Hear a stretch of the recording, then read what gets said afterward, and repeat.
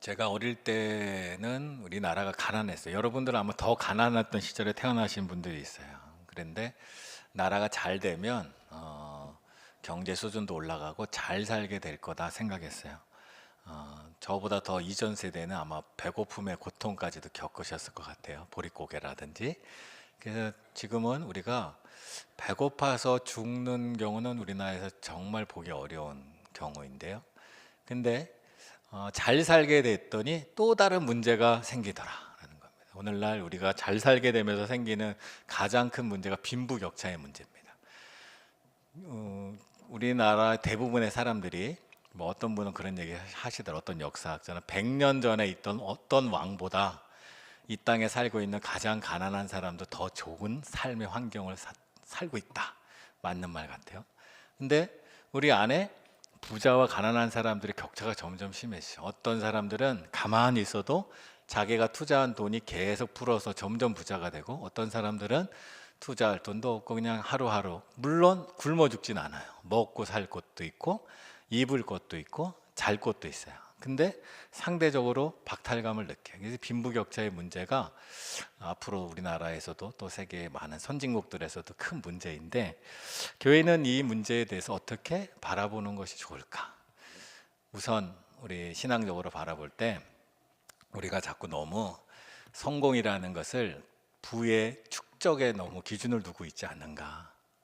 삶의 성공이라는 것을 자꾸 돈이 많은 것 적은 것으로만 판단하고 있지 않은가. 세상은 그럴 수 있어요. 그러나 교회에서만은, 신앙 안에서만은 다양한 시각들이 필요합니다. 하나님이 우리를 바라보실 때도 마찬가지죠. 옛날 예수님이 오셨을 때 유대인들은 죄인과 의인을 자기들 기준으로 완전하게 구분을 했어요. 근데 예수님이 오셔서 보니까 예수님은 죄인들을 가까이 하시, 죄인들의 친구다라고 얘기를 들을 정도로, 그 얘기는 하나님이 사람을 보는 기준과 사람들이 만들어 온 기준은 언제든지 다를 수 있다는 거예요. 그래서 우리도 하나님의 시각에서 세상을 한번 바라볼 수 있고 믿음의 시선으로 바라볼 수 있는 것이 우리에게 필요하다. 특별히 이 시대. 왜냐하면 우리가 굶어서 마음이 아픈 게 아니라 가난하기 때문에, 상대적으로 가난하기 때문에 마음이 아프고 상처를 입는 경우가 너무 많아요. 그래서 우리가 세상을 바라볼 때 다른 시선이 필요한데, 우선 성공의 기준을 돈을 많이 모은 것으로만 보지 말고 나눔의 기준으로 볼 수도 있으면 너무 좋겠다는 거예요. 얼마나 많이 사람들과 내가 가진 것을 나눌 수 있느냐, 그것이 진짜 부자 아닌가, 이런 생각들을 한번 계속 우리의 생각들을 바꿔가야 돼요. 어디서부터 그 마음이 오냐? 예수님에게부터 오는 거예요. 오늘 본문에 보면 35절에 보면 예수께서 모든 도시와 마을에 두루 다니사 그들의 해당에서 가르치시며 천국 복음을 전파하시며 모든 병과 모든 약한 것을 고치시니. 예수께서 모든 도시와 마을을 두루 다니사, 예수님은 찾아오는 사람만 맞이한 게 아니라 두루 찾아다니셨다는 거예요. 예수님은 이 땅에 섬김을 받으러 오신 분이 아니라 섬기러 오셨다는 거예요. 누가 찾아오는 자리에 계시는 것이 아니라 찾아가는 자리에 계셨다는 거예요. 사람들을 보기엔 찾아가는 사람이 낮은 사람이에요. 급한 사람이 찾아가는 거고 없는 사람이 찾아가는 거고 필요한 사람이 찾아가는 거예요. 근데 예수님은 넉넉하시고 많은 것을 들고 찾아다니시는 분이라는 거예요. 삶의 방향이 당시 세상 사람들 생각하는 것과 완전히 다른 거죠.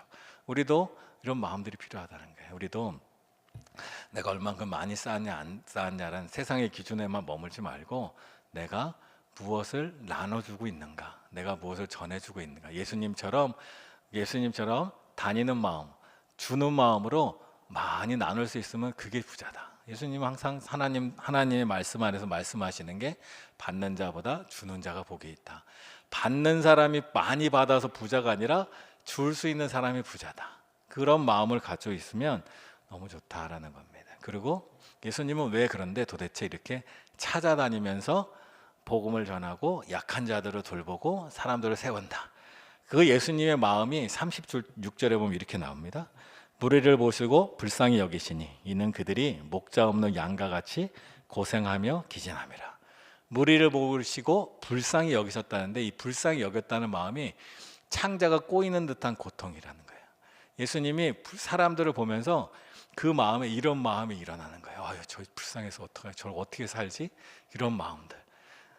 세상에서의 부는 남들이 그렇게 창자가 꼬일 만큼 질투하는 삶을 살기 원해요. 나 때문에 사람들이 배 아팠으면 좋겠다. 내가 잘 되는 것 때문에 꼴 좋다. 내가 이렇게 잘 되니까 배 아프지? 너희는 이거 못 먹지? 난 먹어. 너희는 여기 못 가지? 난 갈 수 있어. 너는 이거 없지? 난 있어. 이게 세상의 기준의 성공이고 부예요. 예수님의 마음은 반대라는 거예요. 저들이 없는 것이 너무 아픈 거고, 저들이 아파하는 것이 너무 마음이 힘든 거고, 저들이 가난한 것이 마음이 힘들어요. 이게 진짜 부자의 마음이라는 거예요. 이게 진짜 예수님이 우리에게 알려주시는 마음이에요. 그 마음으로 예수님은 나아가서 나눠주었다는 거예요. 그것이 진정 부자다. 하나님 나라의 진정한 부자는 그런 분이다. 하나님 우리를 보실 때 세상의 기준으로 부자는 내 통장에 잔고가 얼만큼 있냐를 보시지만, 하나님은 그가 어떠한 마음으로 사람들을 바라보고 그 마음을 따라서 어떻게 살았느냐를 하나님이 보신다라는 거예요. 시간이 지나면 이들의 삶은 완전히 다릅니다. 지금 예수님은 철저한 그런 삶을 사셨기에 지금도 수억 명의 사람들이 예수님을 따르고 예수님을 믿고 예수님을 좋아하고 예수님을 따라가길 닮아가길 원합니다. 그러나 우리가 예수님 당시에 살았던 이 예수님 당시에 유대에서 가장 부자가 누구였는지 아무도 몰라요. 예수님 당시에 유대 땅에 갈릴리에 가장 많은 돈을 가진 사람이 누군지 우리는 아무도 몰라요. 우리는 그런 사람을 기억하고 싶지도 않고 기억할 수도 없고 기억할 필요도 없어요. 그러나 그 당시에 여우도 굴이 있고 인자는 머리 놓을 곳이 없다 하실 만큼 어쩌면 가진 것이 적은 분이셨지만 그 마음으로 나누셨던 그분을 우리는 위대한 왕으로, 가장 부자로, 가장 성공한 인생으로 우리를 바라보는 것이 바로 우리 신앙인의 모습이라는 겁니다. 그래서 우리의 마음도 바뀔 필요가 있어요. 앞으로 나보다 더 부자인 사람이 많이 나타날 거예요. 근데 그 사람들 보면서 내 인생이 실패했다 생각하지 마십시오. 정말로 하나님이 우리를 바라보실 때는 남들보다 더 많은 걸 가졌는가 아니라 이 예수님의 마음을 알아서 믿음이 없는 사람, 하나님을 모르는 사람을 바라볼 때 아파하는 마음, 가난하고 힘없는 사람을 바라볼 때 아파하는 마음, 이 마음을 가지고 움직이는 사람을 하나님은 주목하신다는 겁니다. 그래서 우리도 세상으로 나가는 거예요. 예수님이 두루 다니셨듯이 세상으로 자꾸 나가는 거예요. 여러분의 삶에서도 자꾸 이웃을 만날 수 있는 길로 이웃과 접촉할 수 있는, 가면 불편하고 힘든 건 맞아요. 내 속이 쓰린 건 맞아요. 그러나 그들을 바라보면서 그들이 안타까워서 속 쓰린 것과 그들 때문에 상처받아 속 쓰린 것과, 예수님은 그들 때문에 상처받고 속 쓰린 것보다 그들의 안타까움이 더 속 쓰렸기 때문에 나가신 거예요. 예수님은 어딜 가나 환영받으신 것이 아니에요. 예수님은 질투하는 사람, 시기하는 사람, 잡아 죽이려는 사람까지 있었어요. 근데 그들을 바라보시며 하나님의 마음을 아니까 그를 나갔다는 거예요. 그래서 우리도 힘들고 귀찮고 어렵지만 나가는 거예요. 자꾸 나가다 보면, 예수님과 함께 동행하다 보면 예수님의 마음이 우리의 마음을 점점 채워갈 겁니다. 그래서 그 마음을 따라 나가기 원합니다. 그리고 그 나갈 때 주님께서 그런 마음을 먹는 우리에게 구하는 것이 있어요. 먼저 기도하라라는 겁니다. 38절 이렇게 말해요. 그러므로 추수하는 주인에게 청하여 추수할 일꾼을 보내주소서 하라. 추수할 일꾼을 보내주소서, 기도하라라는 거예요. 하나님의 일이 열매를 맺고 이루어갈 때 함께할 일꾼들, 함께할 동역자들을 보내달라 기도합니다. 우리가 그 마음으로 기도하며 나가는 거예요. 그래서 오늘 우리는 이 땅을 살면서 예수님의 마음을 알고 그 예수님을 닮아가는 것이 우리의 삶의 가장 중요한 부분이에요.